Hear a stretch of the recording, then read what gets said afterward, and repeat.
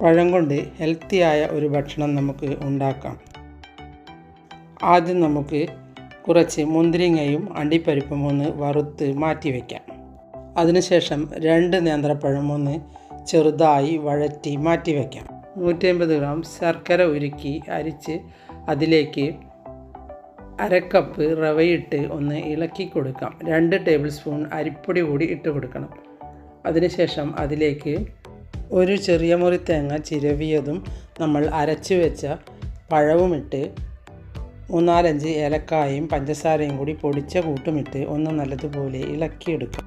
എല്ലാം നല്ലതുപോലെ ഇളക്കി ചേർത്ത ശേഷം മാത്രമേ സ്റ്റൗവിൽ വെച്ച് കൊടുക്കാവൂ. അതിനുശേഷം ഒന്ന് ഇളക്കി കൊടുത്താൽ ഇതുപോലെ കട്ടിയാവും. അപ്പോൾ അതിലേക്ക് വറുത്ത് വെച്ച അണ്ടിപ്പരിപ്പ് മുന്തിരിങ്ങയും ഇട്ട് ഇളക്കി സ്റ്റൗ ഓഫ് ചെയ്യാം.